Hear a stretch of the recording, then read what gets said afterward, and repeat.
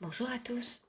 Alors aujourd'hui, je voudrais parler, suite à un commentaire, pareil, vos commentaires m'inspirent beaucoup, de cette question, est-ce que une thérapie, après qu'on a été agressé, après qu'on ait été agressé par un pervers ou une perverse, donc agressé de manière perverse, après cette violence-là, de ce type, est-ce qu'une thérapie, donc chez un psychologue, tel qu'on l'entend généralement, généralement une thérapie, on entend thérapie chez un ou une personne du domaine psy, c'est-à-dire psychanalyste, psychothérapeute, psychologue,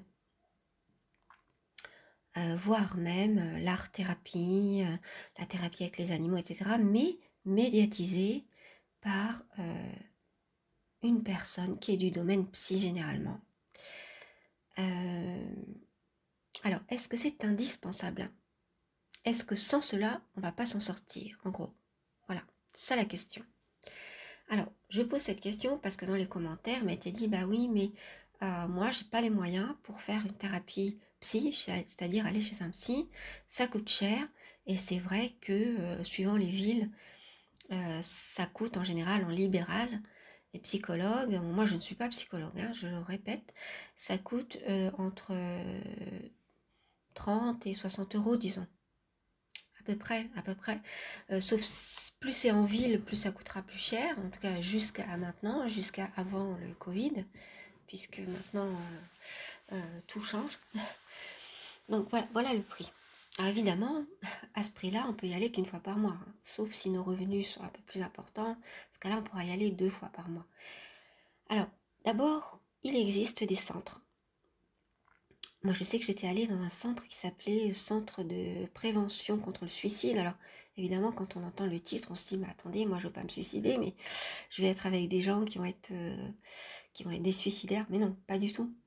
En fait, elle accueille n'importe qui, du moment que vous avez une problématique qui rentre dans leur champ de compétences, et c'est gratuit.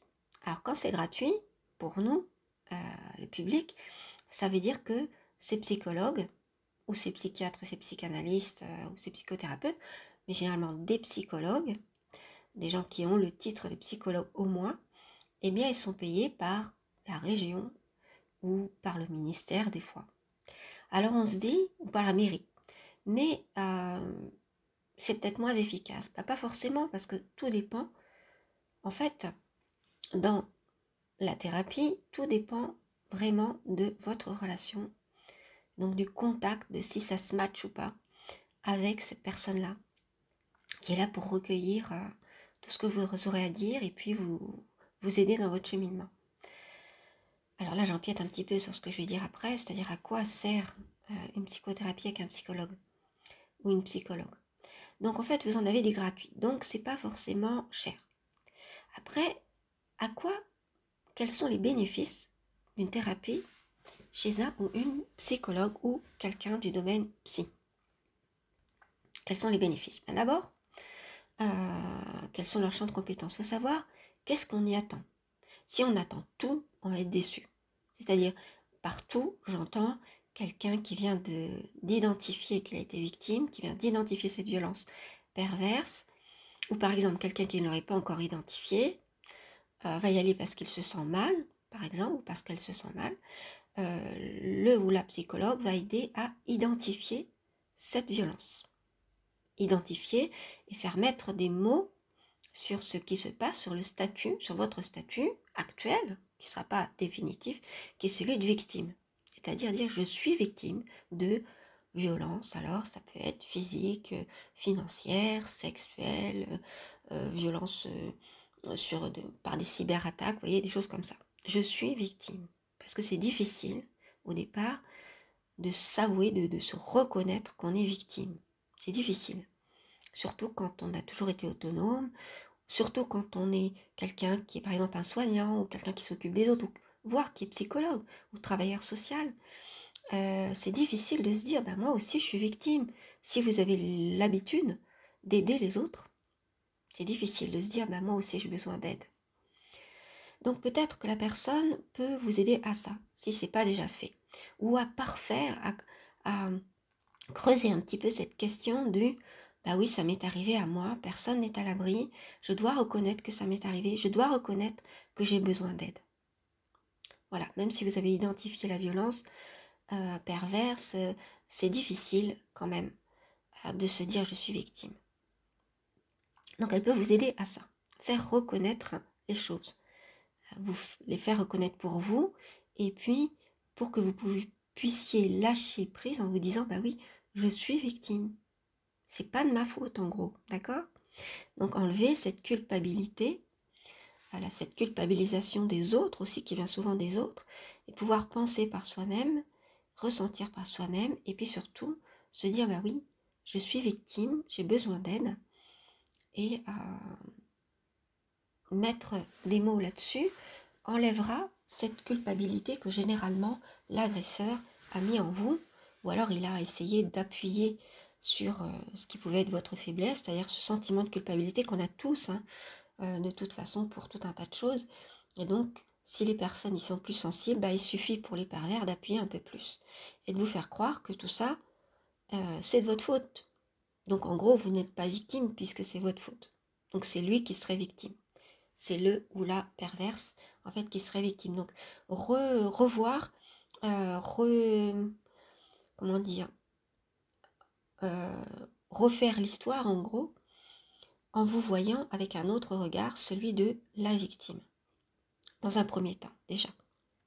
Après, il faudra voir qu'évidemment, les choses ne sont pas si simples et que c'est parce que vous avez laissé faire certaines choses que le ou la perverse en a profité pour déployer toute la perversité qu'il pouvait, en fait. Hein. Mais au départ, voilà, faut aller pas à pas. Donc ensuite, va pouvoir vous amener, donc deuxième chose, vous retirer de cette culpabilité. Hein, premièrement, reconnaître que vous êtes victime ou ce qui vous est arrivé, que vous aussi vous avez besoin d'aide. Il y a toutes ces choses-là, reconnaître. Ensuite, sortir de la culpabilisation systématique, c'est-à-dire de penser que tout est de votre faute. Donc ça, c'est la deuxième chose. Même si après, il faudra nuancer pour voir, bon, c'est pas une question de faute, mais de responsabilité. On est responsable de... Chacun est responsable dans toutes les interactions. Et donc, on a notre part de responsabilité, mais pas dans la proportion qui nous est montrée par le ou la perverse, qui essaie de tout inverser. En fait, c'est retourner cette inversion pour refaire l'histoire et comprendre. Et comprendre qu'on a une responsabilité, mais on n'est pas pour autant coupable de l'agression. Ça, jamais, évidemment.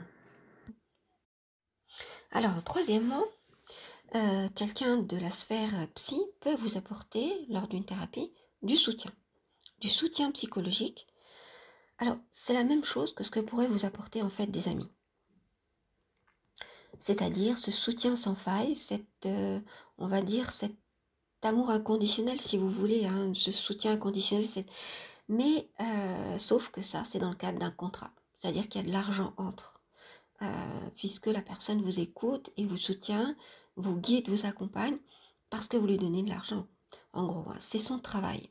Donc c'est là que le bas blesse parfois, parce que on peut se dire, comme ça semble des sommes quand même assez importantes hein, pour la majorité de la population, hein, pour moi c'était énorme, j'ai donc dû me tourner vers les psychologues gratuits, et je vous expliquerai mon expérience, mais en fait, oui, ça me semble quand même énorme. Lorsque j'avais été voir une psychologue justement, qui me coûtait quand même 50 € la séance, en moi-même, j'étais pas bien, parce que je me disais, c'est quand même énorme comme somme, cette somme, je l'avais pas, c'est une somme que je pouvais pas mettre pour mes enfants, etc., j'étais pas, et je ne suis toujours pas, mais enfin, je suis un peu mieux financièrement, mais à l'époque, c'était vraiment une grosse partie, donc, j'essayais de faire en sorte que ce soit efficace, et de pas y aller pour rien, et quand j'ai vu que ça m'apportait plus rien, j'ai stoppé, parce qu'évidemment, le ou la psychologue, il donne. Alors évidemment, il est là parce qu'il a le titre de psychologue, mais ce qu'il vous donne, je vais vous le dire franchement, quand c'est pour le soutien, n'importe quel ami pourrait vous le donner. Voilà, simplement l'ami, il va pas forcément voir, parce qu'il n'a pas connaissance des autres, de toutes les maladies, donc il peut pas forcément voir si il a le recul en tout cas, et c'est ce qu'a le psychologue, la psychologue, elle a le recul parce qu'elle est autre que vous, mais par contre, ils n'ont pas cette connaissance, par exemple, de la schizophrénie, de la paranoïa, etc. Mais, donc, ils ne peuvent pas voir si vous êtes là-dedans. Mais ils pourront vous dire avec leur bon sens quand même, ah là, écoute, t'es un peu parano, ou là, il y a un problème, là, tu me sors une chose, et tout d'un coup, t'es dans une autre humeur complètement différemment du jour au lendemain, il y a un problème. Donc, vous voyez, les amis ou les gens que vous avez, si 3 ou 4 personnes vous disent ça, on sait qu'effectivement, ben, allez consulter vraiment un vrai psychologue, psychiatre, psychanalyste, parce que il y a des moyens de soigner, et puis parfois avec des médicaments, ce genre de troubles. Donc voilà ce que, dans le soutien, voilà ce que vous pouvez avoir. Vous pouvez l'avoir aussi par un ami. Et je pense que c'est beaucoup mieux avec un ami parce qu'il n'y a pas d'histoire d'argent. Avec l'ami, tout ce que vous allez avoir, c'est une question de réciprocité. C'est-à-dire, comme c'est votre ami, n'oubliez pas que cette amitié, une fois que vous aurez passé votre deuil et puis avant le post-traumatique, la période post-traumatique, eh bien avant que vous, après que vous aurez passé tout ça, je suis désolée, hein, je parle comme je peux, eh bien il restera toujours votre ami logiquement, voyez. Il restera pas votre ami, cet autre, si vous l'en avez fait trop voir parce que vous l'avez ennuyé avec de parler que de ça et d'avoir besoin d'aide et que lui en fait ne ressent pas de réciprocité parce que dans l'amitié il faut une réciprocité. Donc faites bien attention, si vous sentez que c'est trop, il vaut mieux parler, comme je l'ai dit dans une autre vidéo, à des pairs, c'est-à-dire à des gens qui connaissent ça, qui vont pouvoir avoir la patience de vous écouter parce que eux, ils savent que pour s'exprimer, ils ont besoin de s'exprimer à tort et à travers, et donc ils vont vous comprendre parce qu'eux sont dans la même situation que vous. Ou bien des personnes, des coachs ou des personnes qui font des travaux de groupe, vous savez, des groupes de parole, des choses comme ça. Parce que là, c'est l'endroit pour s'exprimer. Ou bien encore dans une tribune, dans un forum où vous pourrez écrire les choses pour un témoignage, des choses comme ça, vous voyez. Donc là, vous pourrez vous exprimer. Parce que c'est ça le but d'être soutenu, c'est le fait qu'on puisse s'exprimer. Mais il faut quand même quelqu'un qui ait énormément de bienveillance à votre égard, ou énormément d'amour ou d'amitié, qui vous aime beaucoup, quelqu'un qui vous connaissait avant. Ces personnes-là pourront vous remettre sur vos pieds, parce qu'au bout d'un moment, comme ces personnes-là ne sont pas dans la maladie, donc il faut faire attention à qui on parle. Si vous avez ces amis qui, comme vous, ont vécu ce même genre de choses et sont encore dans ce problème, ou vivent quelque chose de malheureux, bah, ils pourront pas être complètement, avec vous, parce qu'ils sont tellement dans leurs problèmes, et ils vont même peut-être orienter, sans le savoir, hein, mal, ce que vous... et interpréter mal ce que vous allez leur dire, ah bah oui, ça, moi j'ai vécu aussi, c'est ça, ça, ça et ça, etc. Et finalement, vous n'allez pas pouvoir vous avancer. Ce qui se passe généralement avec ces genres de personnes, c'est qu'on tourne en rond. La personne vous entraîne dans ses malheurs, vous êtes dans des malheurs aussi, finalement, vous voulez vous en sortir, bah, vous n'y arrivez pas. Voilà. Donc en fait, il vaut mieux parler à des amis qui sont complètement sains et qui sont dans une relation équilibrée, qui sont bien dans leur peau, dans leur basket, voilà, qui n'ont pas de gros problèmes majeurs, on va dire. Alors vous allez me dire, c'est difficile à trouver. Oui, mais bon, on peut en trouver aussi. Et à ce moment-là, expliquez bien que là, vous avez identifié que vous êtes dans ce qu'on appelle le post-traumatique. Donc vous avez subi un traumatisme, même si c'est un traumatisme lent. Les traumatismes, ils sont pas seulement soudains, ils peuvent être lents aussi. Et donc, vous aurez besoin pendant un certain temps d'avoir de l'aide et donc vous ferez peut-être appel à lui ou à elle. Donc, expliquez-lui, d'accord, ce qui vous arrive. Quelquefois, ce sont les amis d'ailleurs qui nous expliquent, qui nous disent, bah écoute là, on voit bien que tu as subi un truc qui n'est pas normal, et ce sont eux généralement qui nous ouvrent les yeux. Mais admettons que cette personne, soit qu'elle vous ait ouvert les yeux, soit que ce ne soit pas le cas, expliquez-lui que vous savez très bien où vous en êtes. Simplement, vous allez passer une période de turbulence et vous aurez besoin d'elle ou de lui pour retrouver votre chemin parfois parce que vous risquez de passer par des dérives ou des choses comme ça. Voilà.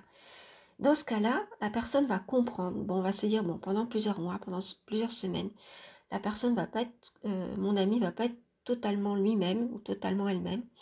Donc, ok. Mais après, je vais retrouver mon ami ou mon amie.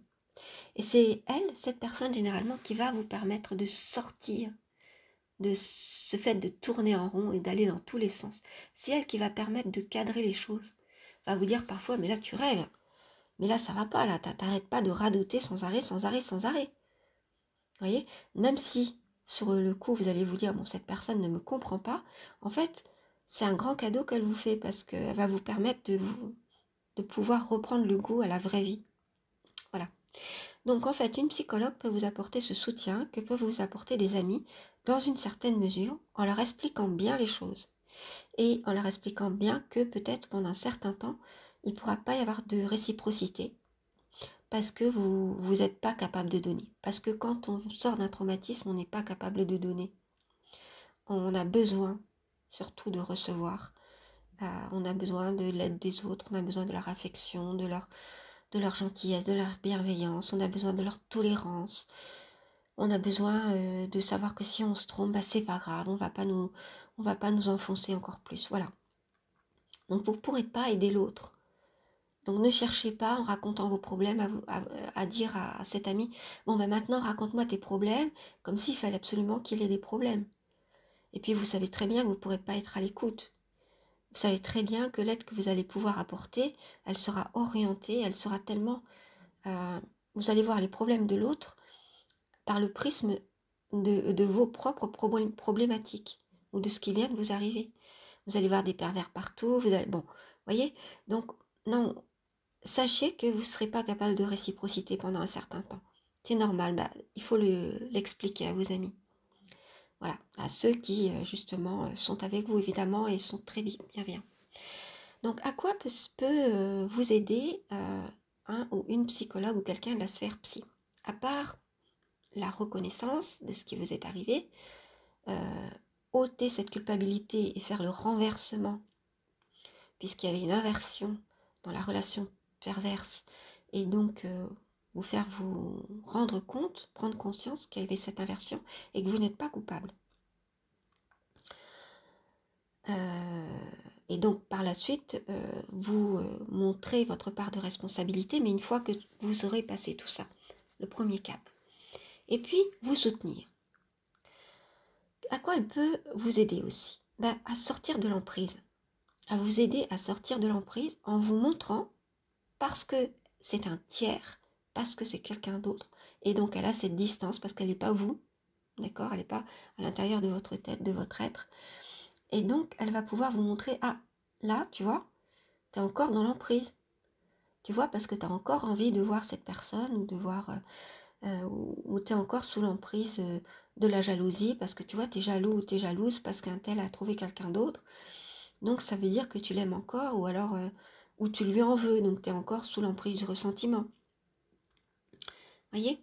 Donc en fait, elle peut, la psychologue, alors là, ça peut être de par ses compétences en tant que psy, mais ça peut être aussi parce que c'est un tiers, parce que c'est un autre. Donc voilà ce à quoi peut vous servir un psychologue, et puis évidemment à reconnaître si vous avez des troubles qui arrivent à la suite de manière réactionnelle, c'est-à-dire si vous tombez en dépression, ou si vous avez des troubles anxieux, ou des TOC, des choses comme ça, qui se développent.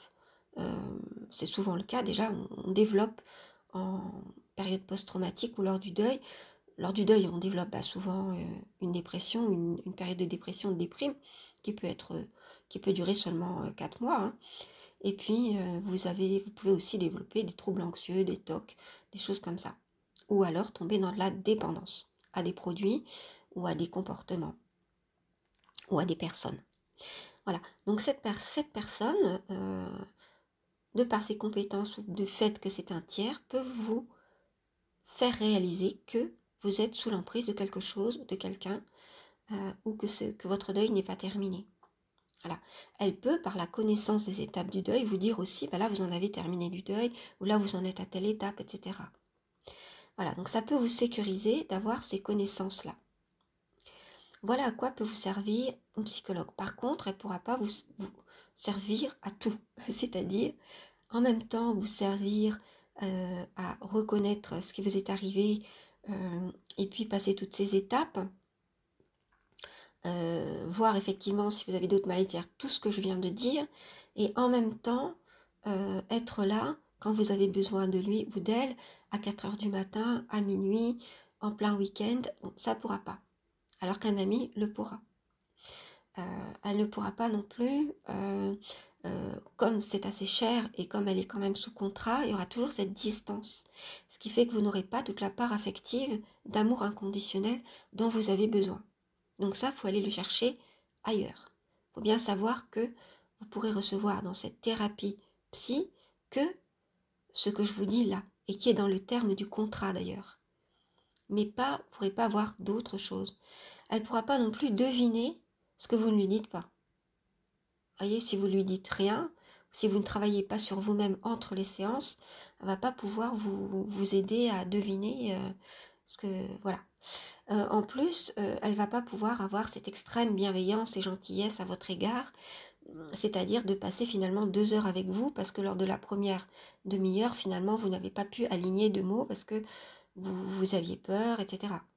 Elle ne va pas pouvoir vous aider non plus à passer vos émotions, à vous consoler, par exemple.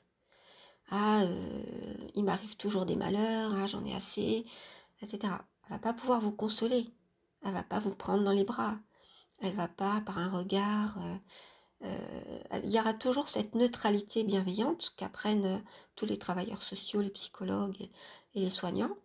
Voilà, il y aura cette neutralité que je déplore d'ailleurs, mais qui est là. Parce que pour moi, c'est pas la neutralité bienveillante qu'il doit y avoir, c'est un engagement au contraire. Et c'est ce dont parlent d'autres experts et d'autres théoriciens, justement, du social, qui est ce fameux engagement au contraire. Mais beaucoup de psychologues, travailleurs sociaux, d'aidants, de soignants ont été formés à la vieille école il y a très longtemps, et donc ils ne sont pas dans cette mentalité-là. Et en plus, ils pensent qu'ils voient tellement de monde tous les jours qu'ils ne pourraient pas prendre toute la misère du monde sur leurs épaules. Voilà en gros ce qu'ils disent. Et puis on est beaucoup dans une, comment dire, toutes ces institutions que sont l'hôpital et le social, tout ce qui est soins, etc., sont maintenant dans une idéologie gestionnaire.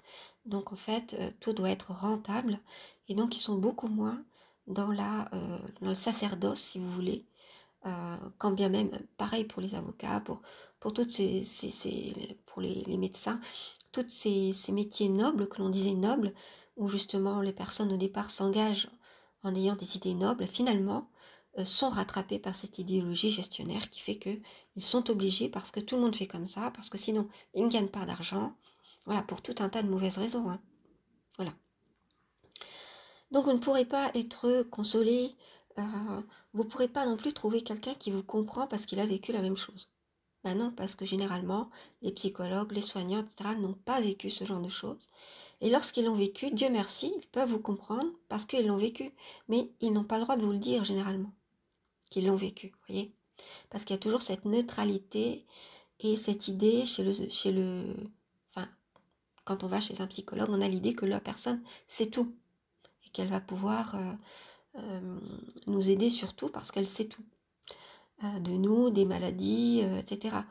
Et d'ailleurs, on est étonné quand on voit que un ou une psychologue ou quelqu'un de la sphère psy ne connaît pas la problématique perverse ou de la perversion narcissique. Parce qu'ils n'ont pas été formés à ça, parce que justement, personne ne forme à cela, et que ce n'est pas dans la nomenclature du DCIM, du CIM, pardon, ou du DSM américain, c'est-à-dire les manuels qui recensent toutes les maladies et qui servent maintenant de diagnostic selon toujours cette idéologie gestionnaire dont je parlerai dans tout ce qui est dans la révolution de la psychiatrie ou dans le malaise dans la psychiatrie actuelle. Voilà, donc voilà ce que vous pouvez attendre et voilà ce que vous ne pouvez pas attendre. Alors, il ne faut pas tout attendre en se disant j'ai absolument besoin d'aller voir un psy parce que si, parce que ça. Vous pouvez très bien vous soigner, on va te mettre soigné entre guillemets, oui, mais bon, c'est quand même du soin tout seul. Alors tout seul avec quoi? Avec des moyens gratuits ou alors très peu onéreux. Et puis, je préfère vous prévenir tout de suite, la thérapie psychologique pour aller vraiment mieux si vous avez toujours vécu avec des personnes perverses autour de vous depuis votre enfance ou alors de manière régulière, eh bien une seule thérapie ne suffira pas. Il en faudra plusieurs à plusieurs périodes de votre vie. Donc si vous faites des thérapies payantes, c'est sûr que ça va vous coûter très cher. Donc les psychologues, oui, mais sachez au départ ce que vous pouvez en attendre et donnez-vous un objectif. Et lorsque c'est terminé, vous pouvez arrêter. Et entre-temps, eh bien, vous avez les amis, comme de la manière dont je vous ai... tout ce que je vous ai dit par rapport aux amis, en prenant les précautions qui s'imposent pour ne pas perdre l'amitié et puis pour garder votre cap. Et puis vous avez aussi tous ces coachs qu'on voit sur Internet, sur YouTube, ces forums, ces sites, ces associations qui peuvent vous aider, qui sont généralement gratuites ou très peu chères, ou qui valent le coup parce qu'on vous dit exactement ce qu'il en est. Ce sont des personnes généralement qui ont vécu la perversion en ayant été victimes et qui s'en sont sorties. Donc il y a l'exemple quand même. C'est-à-dire qu'avec ces personnes, vous n'êtes pas un malade. Alors que si vous allez chez le ou la psychologue ou alors un psychiatre, etc., vous serez malade. D'accord? Et en y allant, vous confirmez à chaque fois que vous y allez, vous vous confirmez à vous-même que vous êtes bien malade. Donc, vous voyez, c'est tandis que si vous allez voir des coachs, ces coachs-là connaissent la perversion, vous voyez qu'ils s'en sont sortis, donc vous avez une idée positive de vous-même en vous disant, voilà, ces personnes connaissent, ils s'en sont sortis, et avec ces personnes, je ne suis pas malade. Ce que je fais est réactionnel, c'est une réaction à une agression perverse que j'ai reçue, mais ça n'est pas de ma faute, et je suis là pour au contraire arriver à non seulement m'en sortir, mais vivre de manière harmonieuse les relations, vivre debout, ne plus vivre à genoux, et puis voire même me réaliser, m'épanouir, etc. Voilà, c'est possible. On va vous voir comme une personne, pas comme une malade. Pas comme une personne malade, vous voyez, ou avec un trouble. Quand bien même ce serait réactionnel, quand vous faites une thérapie, il y a de ça quand même de vous dire, ouais, je suis quand même malade. On m'a rendu malade. Alors après, vous voyez, on peut aller loin. On m'a détruit, on m'a... voilà. Donc je me reconstruis. Et moi, je ne suis pas d'accord avec cette façon de voir les choses. On m'a détruit, je me reconstruis. Non. Déjà, vous n'êtes pas malade. Vous êtes tout à fait normal, justement. Et si vous êtes là, c'est justement parce que vous n'avez pas voulu vous pervertir, être pervers, ou alors vous détruire, comme c'est ce que voulait le pervers ou la perverse, arriver à ce que, au fond de vous, vous soyez détruit. C'est justement parce que vous résistez que vous êtes là. Donc, félicitations si vous écoutez cette vidéo. Et puis, ça veut dire que vous avez toutes les ressources en vous et que c'est absolument certain. Et ça veut dire aussi qu'on ne compte pas le temps. Bon, évidemment, il y a un temps quand même parce que chacun a à faire ce qu'il a à faire. Mais si vous voulez, on est dans quelque chose de beaucoup moins rigide. Et tout en étant rigoureux, mais de plus souple. Et donc, la souplesse, parfois, quand on a vécu la perversion, qu'on a été victime, on en a bien besoin parce que c'est synonyme de bienveillance. Voilà, cette vidéo est terminée à présent. J'espère qu'elle vous a plu. N'hésitez pas à poser vos questions si vous en avez. Vos commentaires m'inspirent parfois, me donnent l'idée de nouvelles vidéos. Comme vous le savez, je ne vais plus avoir beaucoup de temps jusqu'au mois de mars. Et j'en suis tellement désolée car je vois que vous avez énormément de questions. Mais je reviendrai avec de nouveaux projets, notamment le projet d'un groupe de soutien, de plusieurs groupes de soutien, pour vous aider à vous rencontrer les uns les autres, vous exprimer et puis vous accompagner en fait dans toutes les étapes que ce soit de la sortie de l'emprise ou les étapes du deuil, les étapes d'une sortie, par exemple, de dépendance affective, pour aller vers la réalisation de soi. Donc pour cela, souvent, on a besoin d'être cadré, et les simples forums où on ne fait que déballer ce qu'on a à déballer, en fait, s'exprimer à tort et à travers, ne sont pas suffisants et peuvent même vous faire tourner en rond, selon moi.